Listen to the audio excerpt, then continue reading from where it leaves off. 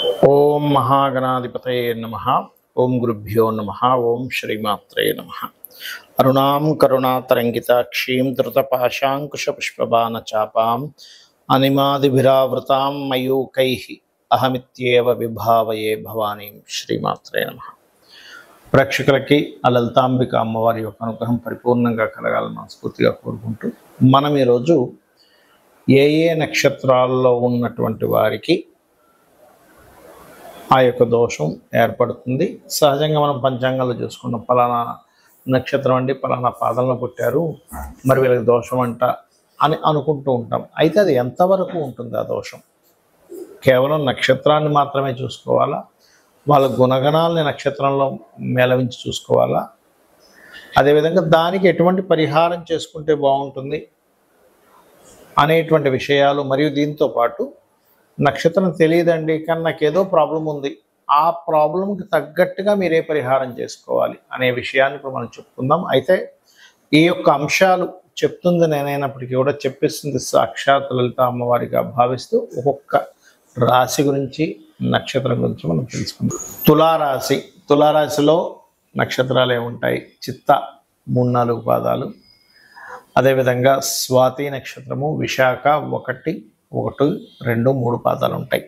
So మనం చూసుకుంటే ఇక్కడ చిత్త 3-4 పాదాలకి తులారాశిలో ఉండేటువంటి వాటికి ఎటువంటి ఇబ్బంది లేదు. కాకపోతే వీళ్ళకి కొంచెం కోరికలు ఎక్కువగా ఉంటాయి. ఆలోచన విధానంలో ఎక్కువ కోరికలు, ఎక్కువ డిజైర్స్, ఇది ఎలాగైనా సాధించాలి, కామ్యం ఎక్కువగా ఉండే నక్షత్రం అంటారు 3-4 పాదాలు.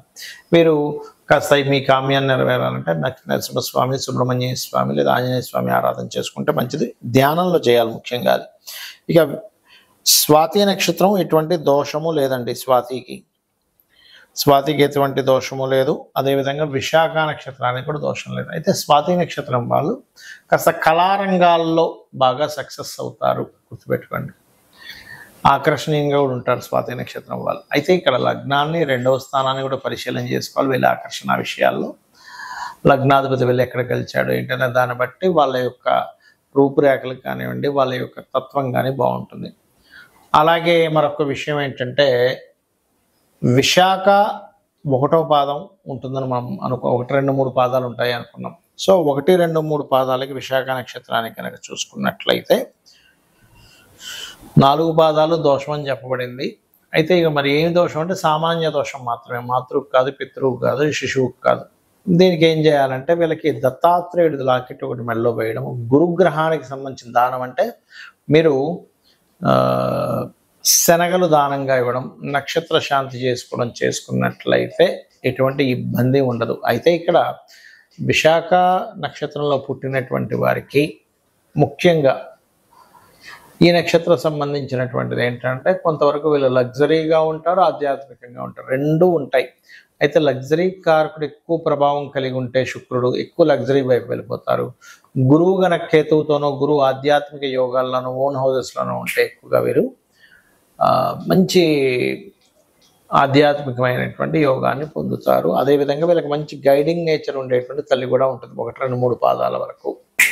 చాలామందికి ఈ యొక్క గండంలో పుట్టాము కదా, ఇది ఎప్పటి వరకు ఉంటుందని సందేహం కలుగుతూ ఉంటుంది. చిన్నప్పుడు మాత్రమే ఉంటుందని, 12 సంవత్సరాల లోపల మాత్రమే ఈ నక్షత్ర గండం అనేటువంటిది నడుస్తూ ఉంటుంది. అందులో కూడా శిశువుకైతే శిశు సంబంధించినటువంటిది అంటే ఏంటి, లగ్నం పాడైనటువంటి మహాదశలు రావాలి. అంటే లగ్నం మీద పాపగ్రహ సంచారము, లగ్నాధిపతి వెళ్ళి పాపగ్రహాలతో కూడి ఉన్నటువంటి మహాదశ, అంతర్దశలు రావడం, దానికి గోచారం అనుకూలించినప్పుడు మాత్రమే చిన్నతనంలో అనారోగ్యంతో బాధపడతారు. దానికి నక్షత్ర శాంతి మరియు అదేవిధంగా ఆ గ్రహశాంతి, నక్షత్ర గ్రహశాంతులు, శివాభిషేకం చేసుకోవడము, ఇంట్లో ఏదైనా పారాయణం చేయడము, చండీ పారాయణం లాంటివి చేసుకుంటే క్లియర్ అయిపోతుంది. పెద్ద అయిపోయిన తర్వాత మీరు దాని గురించి ఏమి 1% కూడా పనిచేయదు, గుర్తుపెట్టుకోండి. ఇక తల్లికి తండ్రికి అన్నారనుకోండి, ఇందాక నేను చెప్పినట్టుగా చంద్రుడు పాడవాలి, రవి పాడవాలి తల్లిదండ్రి అయితే, అప్పుడు వాళ్ళకి సంబంధించిన దానము శాంతి చేసుకుంటే అక్కడికి క్లోజ్ అయిపోతుంది. దాని గురించి జీవితాంతం మీరు బాధపడుతూ ఆలోచించాల్సిన అవసరం లేదు. మేనమామ గండం అంటారు కొన్నిసార్లు, అప్పుడు కూడా వీళ్ళకి బుధగ్రహం పాడవాలి. పిల్లల జాతకాలు బుధగ్రహం పాడవి, 6వ స్థానం కూడా పాడైతేనే అలాగా కండిషన్ చూసుకోకుండా ఊరికే మేనమామకి గండమటండి అనుకోవడానికి వీలు లేదు. ఇది ఖచ్చితంగా చెప్తున్నాను. మీరు కావాలంటే ఒక 10,000 జాతకాలు తీసుకొని రీసెర్చ్ చేయండి. నేను రీసెర్చ్ చేసి చెప్తున్నటువంటి అంశం ఇది ఖచ్చితంగా. అలాగే మరికొంతమందికి ఎలా ఉంటుందంటే వాళ్ళకి చిన్నప్పుడు నోట్ చేయరు, కానీ వాళ్ళకి ఏదో ఇబ్బంది వస్తుందండి, నాకేదో ఇబ్బంది ఉంది, నాకు తెలియట్లేదు, జాతకం లేదంటూ ఉంటారు. అలాంటప్పుడు 2 విధానాలుగా మనం తెలుసుకోవచ్చు. ఒకటి ప్రశ్న వేసి తెలుసుకోవచ్చు, అంటే వాళ్ళు అడిగిన సమయానికి ప్రశ్నలో వస్తుంది ఒకటి. ఇక రెండవది ఏంటంటే మనకున్న సమస్య బట్టి మనం తెలుసుకోవచ్చు. అంటే ఎలాగా, జీవితంలో అనీజీగా ఉంటున్నాను, ఎప్పుడు ఎవరి మీద ఒకరి మీద ఆధారపడుతున్నాను, నేను ఎప్పుడు ఎదగలేకపోతున్నాను అన్నప్పుడు లగ్నం ఎక్కడో పాడైంది, దశమం పాడైంది అని అర్థం చేసుకోవాలి. అలాంటప్పుడు మీరు ముఖ్యంగా చేయవలసింది ఏంటంటే లక్ష్మీ నృసింహస్వామి యొక్క ఆరాధన అద్భుతంగా పనిచేస్తుంది. అది మీకు లగ్నమా రాస ఏమక్కర్లేదు, లేదా హనుమత్ ఆరాధన మీకు ఖచ్చితంగా ఒక స్టేజ్కి తీసుకెళ్తారు స్వామివారు. కాబట్టి నమ్మకంగా చేసుకోండి. ఇక రెండవది ఏమండి, నాకు ఫైనాన్షియల్గా చాలా ఇబ్బంది ఉందండి అంటే మీకు కనుక జాతకం తెలిస్తే, మీ జాతకం ఉంటే కనుక 2వ భావం ఎలా ఉందో చూసుకోవాలి. 2వ భావాన్ని ఏ గ్రహాలు కవలించున్నాయి, ఏ గ్రహాల మధ్య ఉంది, పాపకట్టెల్లో ఉందా, లేకపోతే దానికి వ్యతిరేకమైనటువంటి మహాదశ ఫలితాలు జరుగుతున్నాయి చూసుకోవాలి. అలాంటప్పుడు లలితా సహస్రనామాల్లో చక్కగా మీరు ఓం సంపత్కరి సమారూఢ సింధుర వ్రజసేవితాయ ఏ నమః అనుకోవచ్చు. అదేవిధంగా ఓం ధర్మాధ్యక్ష ధనాధ్యక్ష ధనధాన్య వివర్ధినియే నమః చదువుకోవచ్చు. అలా కాదండి, కొంతమంది అంటుంటారు, ఏమండి మాకు అన్నదమ్ములతోని అక్క చెల్లెలతోనే నా జీవితం అంతా పాడైపోయింది, మరి ఇప్పుడు ఎలాగా, నాకు వాళ్ళ నుంచి ఇంకా విముక్తి కలగదా. ఇక్కడ మనం అర్థం చేసుకోవాల్సింది ఏమిటంటే అసలు వీళ్ళతో ఎందుకు వస్తుంది గొడవ, పూర్వజన్మల నుంచి వస్తున్నటువంటి వాసన అది. పూర్వజన్మల్లో మీరు ఇబ్బంది పెట్టుంటారు వాళ్ళని, అందుకని ఇప్పుడు ఈ జన్మలో వారు మిమ్మల్ని ఇబ్బంది పెడుతున్నారు అనే విషయాన్ని అర్థం చేసుకొని వాళ్ళతో మొట్టమొదటిగా చేసుకోవాల్సిన రెమెడీ ఏంటంటే మీరు ఫస్ట్ గొడవలు మానేయాలి.